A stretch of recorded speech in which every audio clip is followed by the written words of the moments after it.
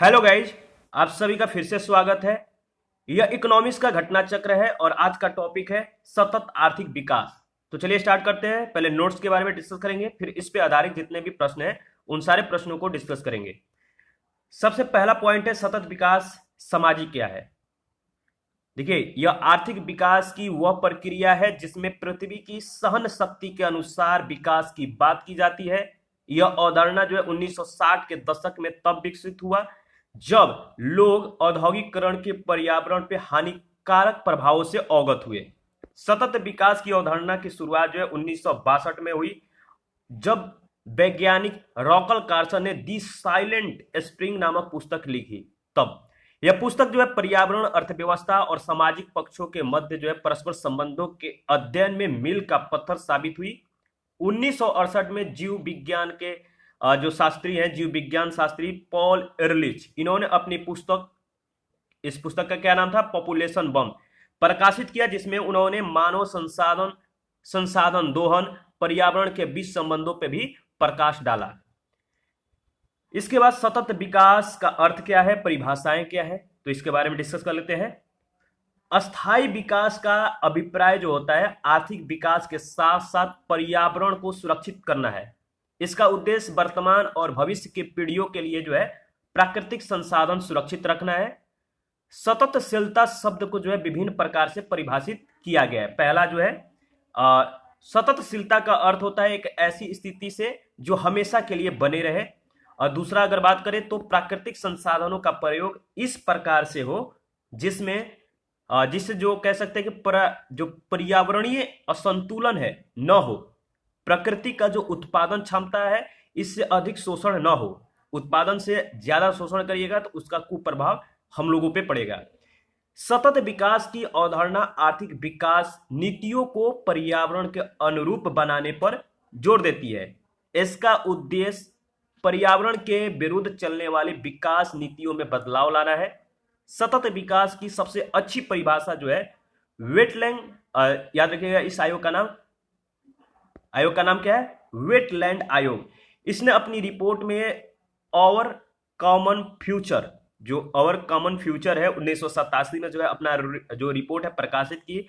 उसने सतत विकास को ऐसा विकास कहा जो भविष्य के पीढ़ियों की आवश्यकताओं के पूर्ति से बिना समझौता किए वर्तमान की आवश्यकता पूरी करता है। इस रिपोर्ट में जो सबसे महत्वपूर्ण बातें की गई थी वो यही था सतत विकास के बारे में कि भविष्य के पीढ़ियों की आवश्यकताओं की पूर्ति से बिना समझौता किए वर्तमान की आवश्यकता जो है पूरी करता है। और इस रिपोर्ट में कहा गया है कि विकास हमारी आज के जरूरतों को पूरा करे, साथ ही आने वाली पीढ़ियों की जरूरतों को भी अनदेखी न करे। सतत विकास का जो उद्देश्य है वह है सतत विकास के कुछ दूरगामी और व्यापक कह सकते हैं उद्देश्य है। जो उद्देश्य है बहुत बहुत महत्वपूर्ण है। जाति, धर्म, भाषा और क्षेत्रीय बंधनों से मुक्त यह जो उद्देश्य है, यह उद्देश्य शोषणकारी मानसिकता के जंजीरों से अर्थव्यवस्था की मुक्ति के लिए जो है ऐसा अधिकार पक्ष है जिन्होंने राष्ट्रों की जैव संपदा को नष्ट होने से बचाया है।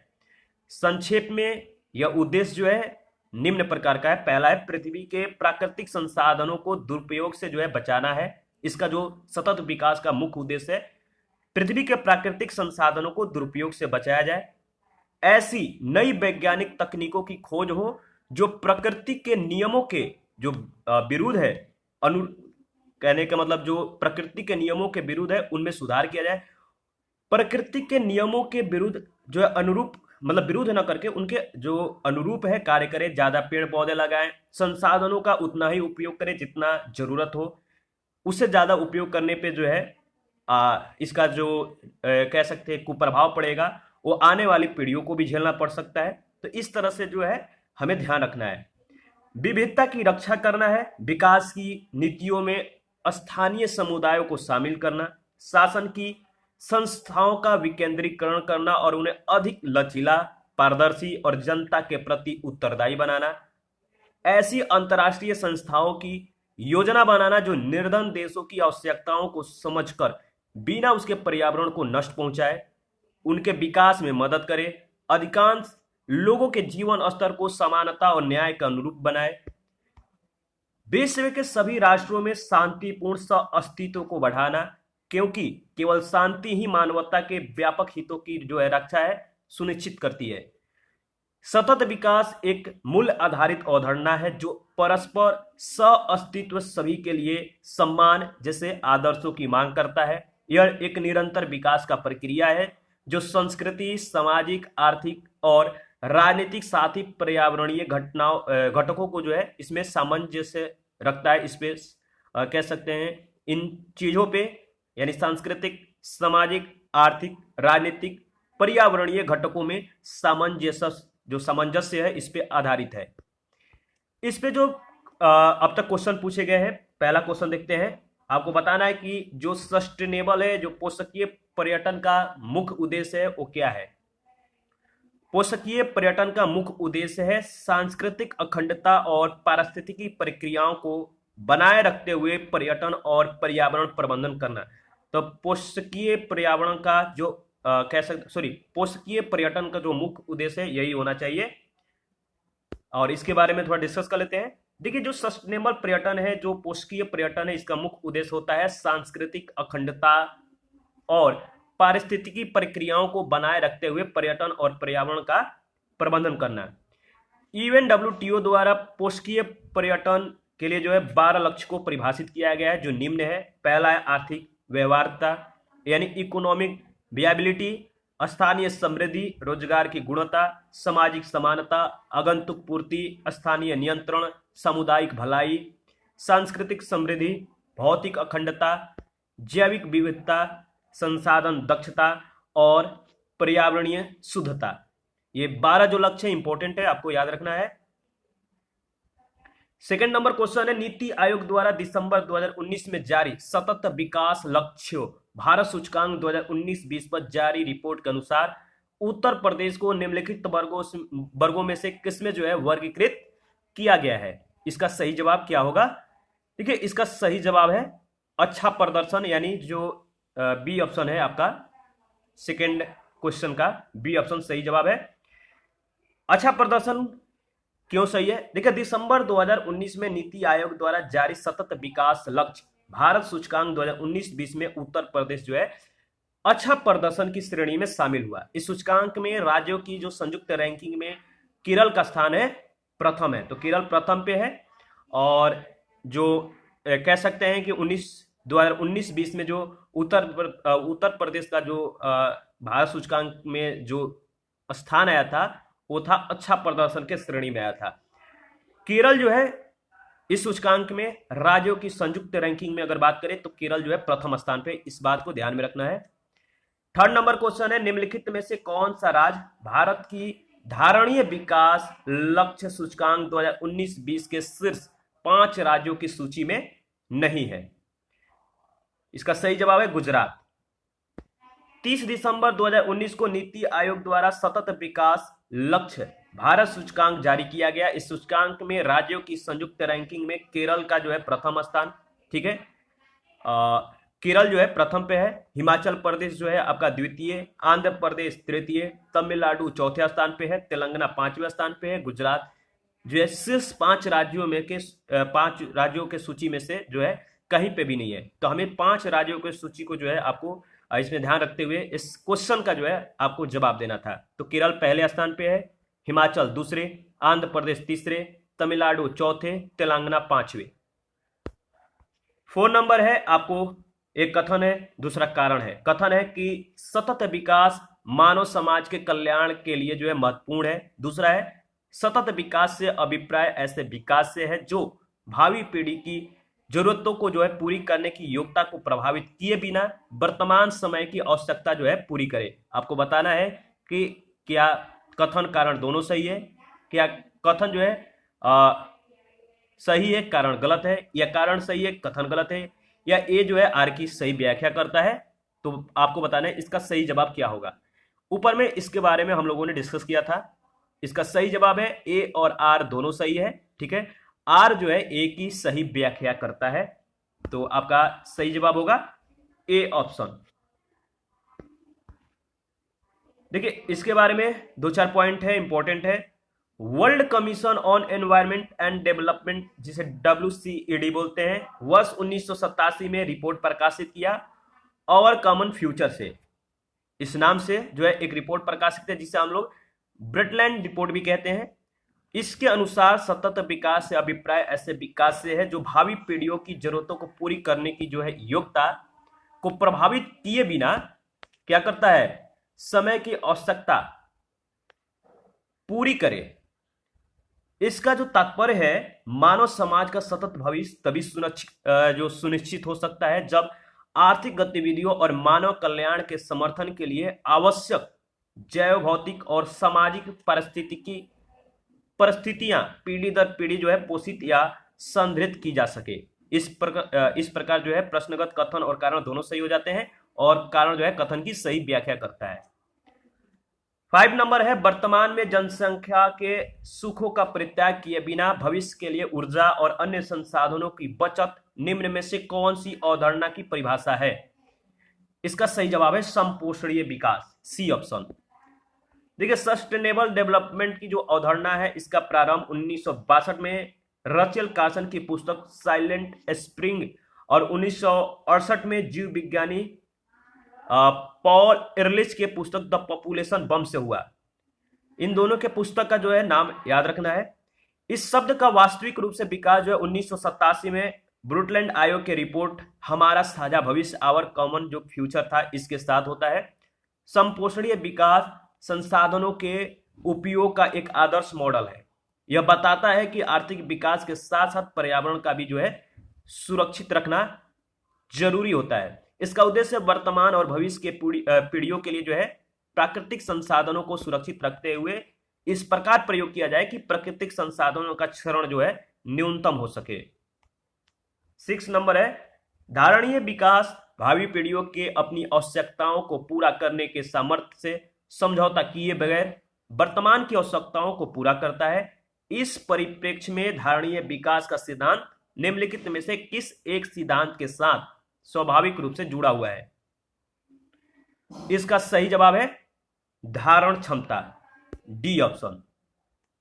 धारण क्षमता या वहन क्षमता का तात्पर्य किसी विशेष संसाधन द्वारा अपने भीतर जीवों की अधिकतम संख्या को बनाए रखने की क्षमता से है और इसके अंतर्गत वर्तमान की आवश्यकताओं को पारिस्थितिकी तंत्र के सामर्थ्य से समझौता किए बगैर पूरा किया जाता है।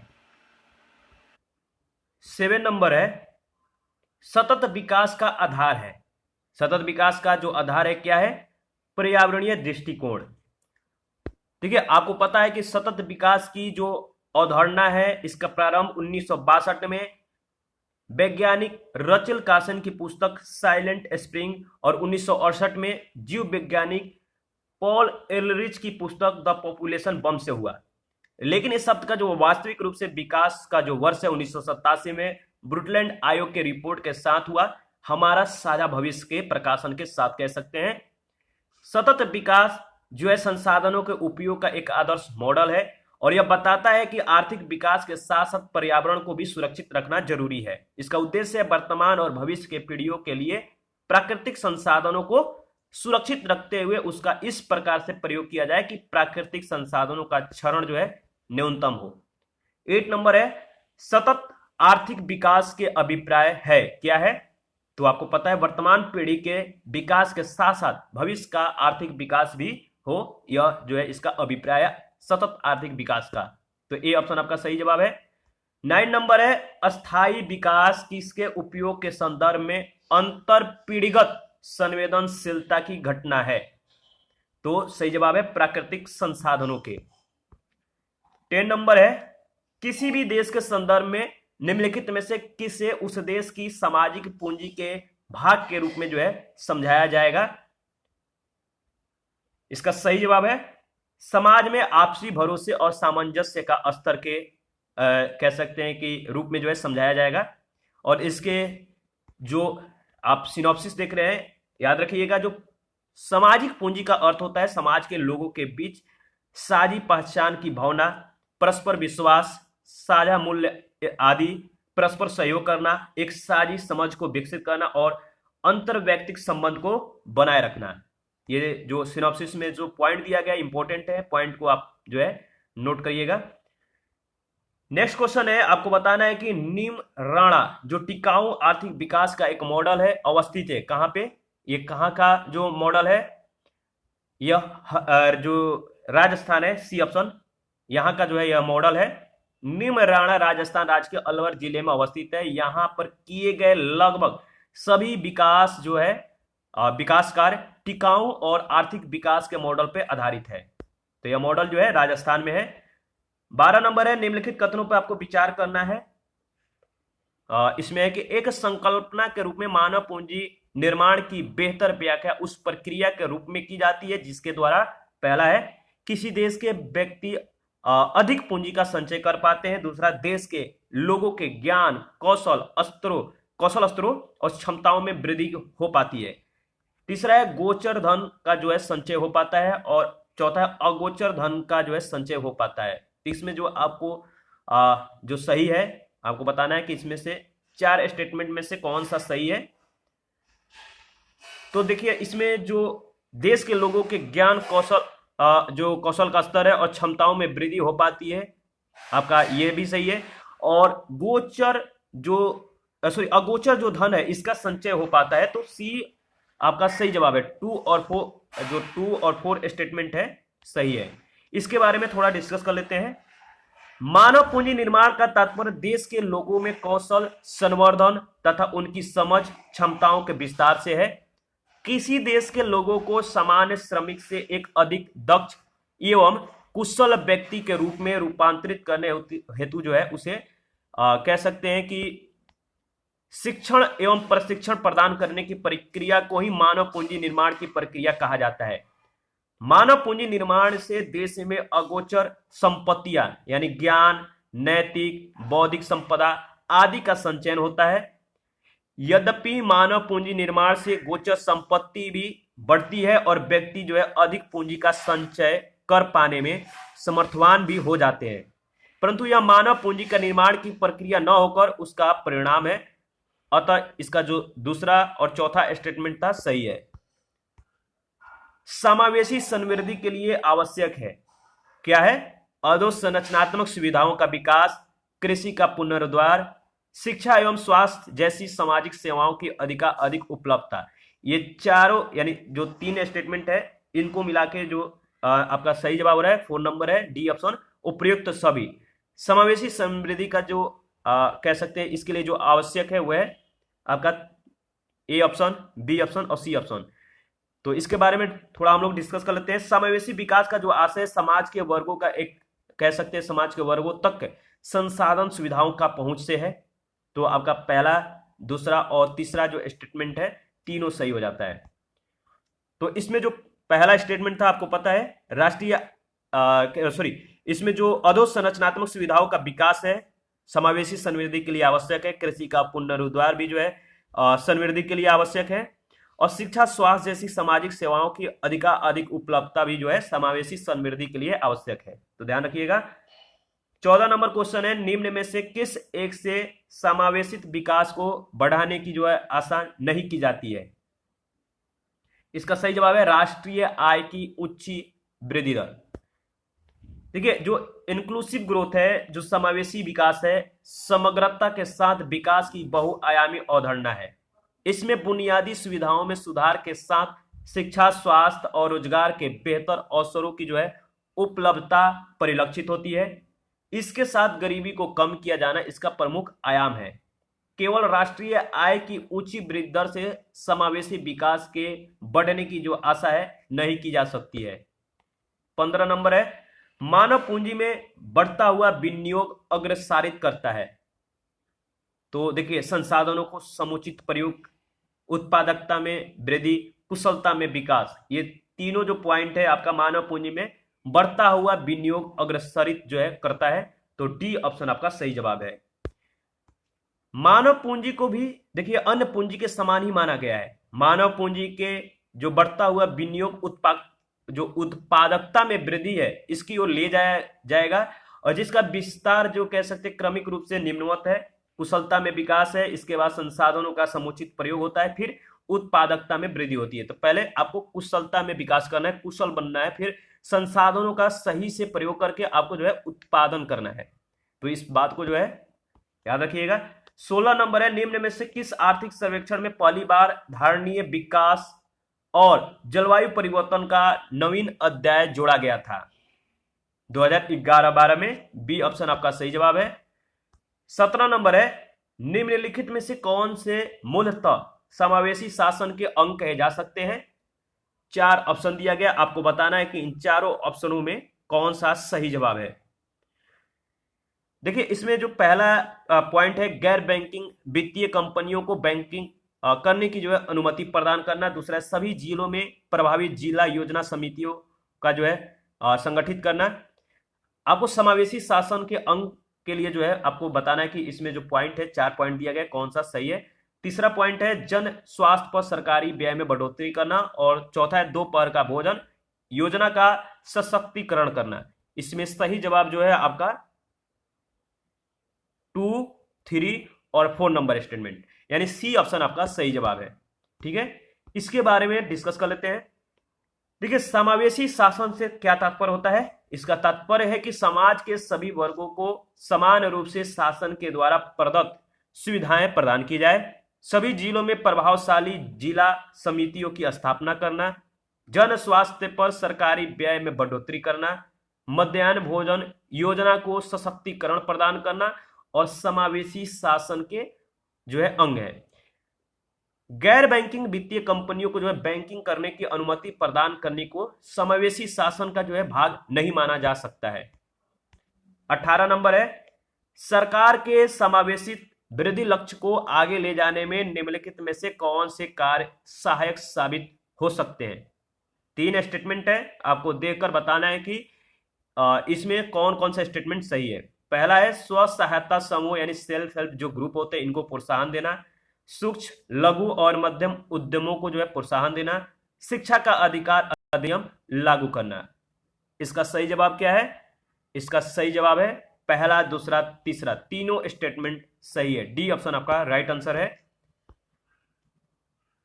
देखिए, समावेशी वृद्धि से तात्पर्य होता है समाज के सभी वर्गों तक सभी संसाधनों को जो है सभी संसाधनों के लाभ को समान रूप से उनको जो है पहुंचाना, यानी समान रूप से पहुंचाने जाने से है। विशेषकर इसका उद्देश्य होता है निचले वर्गों पर विशेष ध्यान देकर समाज के विभिन्न वर्गों के मध्य आर्थिक और सामाजिक विषमताओं को कम करना।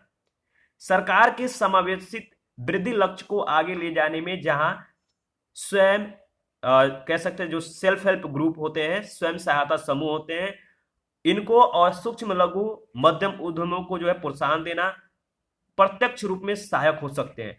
वहीं शिक्षा के अधिकार अधिनियम के लागू होने से जो वंचित तबके के बच्चे हैं इनको भी शिक्षा ग्रहण कर समाज के मुख्य धारा में शामिल हो सकने का जो है अवसर मिल जाएगा और इसके अनुसार जो है समावेशी वृद्धि का जो है पोषित हम लोग जो है कर पाएंगे। तो याद रखना है। 19 नंबर क्वेश्चन है, आर्थिक विकास से संबंध जनांकीय जो संक्रमण की आपको जो स्थिति है यानी विशिष्ट अवस्थाएं हैं इस पर आपको विचार करके बताना है कि इसमें जो अवस्था है जनांकीय संक्रमण की वो कौन सी है। 4 ऑप्शन है, आप देख कर बताइए इसका सही जवाब क्या होगा। देखिए, इसमें जो सही जवाब होगा पहले आपको आएगा, क्या आएगा? पहले आएगा उच्च मृत्यु दर के साथ उच्च जन्म दर। ठीक है, इसके बाद आपका आता है निम्न मृत्यु दर के साथ उच्च जन्म दर और इसके बाद आएगा निम्न मृत्यु दर के साथ निम्न जन्म दर। ये कब तीनों स्थिति आएगी?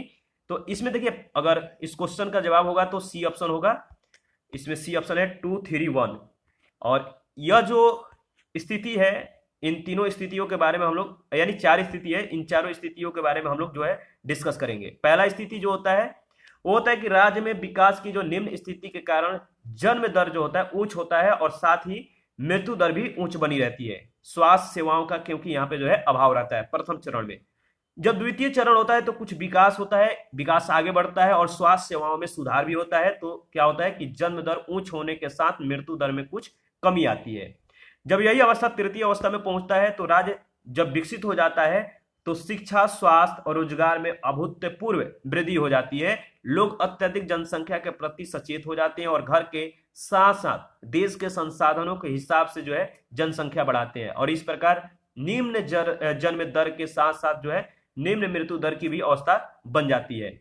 चौथी अवस्था में क्या होता है कि जनसंख्या जो है स्थिर की जो जनसंख्या की जो स्थिति होता है, स्थिरता आ जाती है। इसमें जनसंख्या पर नियंत्रण की जो है कह सकते हैं कि मतलब जो जनसंख्या नियंत्रण है इस पे कंट्रोल होने लगता है। तो यहाँ पे जो है स्थिति जो है कह सकते हैं कि ये मतलब कि नियंत्रण की बनी रहती है। तो चौथी अवस्था आपको जो है ध्यान रखना है। इन चारों अवस्थाओं को आप जो है डिटेल से ध्यान में रखिएगा ताकि इस पे आधारित क्वेश्चन जो है आप सॉल्व कर पाए। हमारा नेक्स्ट टॉपिक है कृषि एवं संबंध क्षेत्र। तो चलिए इसके महत्व के बारे में डिस्कस कर लेते हैं। कृषि जो है भारतीय अर्थव्यवस्था का रीढ़ है। आज भी भारतीय कृषि भारत के सकल रोजगार का आधा और समग्र राष्ट्रीय आय में लगभग 1/6 भाग, अंतर्राष्ट्रीय व्यापार में लगभग 18% का जो है योगदान करती है। इस अंतर्राष्ट्रीय व्यापार में जो 18% है, 6% आयात में और 12% लगभग निर्यात में जो है अपना योगदान करती है। यह देश की अधिकांश जनसंख्या का जो है आश्रय स्थली है। भारतीय कृषि की कुछ विशेषताएं हैं जो जानना जरूरी है। भारतीय कृषि देखिए अभी भी काफी पिछड़ी अवस्था में है। आज भी किसान अब वैज्ञानिक विधि से कृषि कर रहे हैं। भारत में कृषि क्षेत्र की उत्पादकता जो है प्रति हेक्टेयर काफी कम है। भारत में कृषि में बड़ी मात्रा में प्रच्छन्न बेरोजगारी पाई जाती है, जो किसानों में गरीबी के प्रमुख कारणों में से एक माना जाता है। आज भी भारतीय कृषि में अनिश्चितता व्याप्त है, जिस कारण मौसम अच्छा होने पर फसल अच्छी होती है, जबकि मौसम के खराब होने पे क्या होता है, फसल भी खराब हो जाती है। इस तरह से अनिश्चितता आज भी कायम है। छोटी जोते जो है, जो छोटे आकार के जोत हैं, भारतीय कृषि की प्रमुख विशेषताएं हैं। सकल जोतों यानी जो कह सकते हैं सकल जोतों का 68.45% सीमांत जोत जो है यानी 1 हेक्टेयर से भी कम है, और जो 17.62% जो है 1 से 2 हेक्टेयर की लघु जोते हैं। इस तरह लगभग 86.07% जोते जो है 2 हेक्टेयर से भी कम है। कुछ डेटा है भारत में जोतों का वितरण है और कृषि संगणना 2015-16 के आधार पे है। 0 से 1 हेक्टेयर के जोत सीमांत जोत कहलाता है, इसका अंश है 68.45%। 1 से 2 हेक्टेयर के जोत लघु जोत कहे जाते हैं और इनका जो अंश है 17.62%। 2 से 10 हेक्टेयर के जोत मध्य जोत कहलाते हैं, मध्यम जोत होते हैं, और इनका जो योगदान है 13.35% का। सबसे कम है बृहद जोत, यानी 10 हेक्टेयर से भी अधिक कह सकते हैं 10 हेक्टेयर से अधिक के जो जोत होते हैं बृहद जोत कहलाते हैं, और इनका जो अंश है 0.57%। नेक्स्ट है भारत में भूमि सुधार। देखिए स्वतंत्रता के बाद भूमि बंदोबस्ती व्यवस्था को सुधारने, किसानों के हितों को संरक्षित करने एवं उन्हें कृषि हेतु प्रेरित करने के लिए अधिनियम बनाकर भूमि सुधार कार्यक्रम लाए गए, जिसका उद्देश्य था ऐसे भू संबंध विकसित करना जहां खेती करने वाले ही जो है वास्तविक मालिक हो, भू व्यवस्था में समस्त बाधाओं को दूर करना जिसे शोषण रुक सके। कार्य क्या था, मध्यस्थों का उन्मूलन था, काश्तकारी में सुधार था, और इसमें कृषि का जो है पुनर्गठन करना।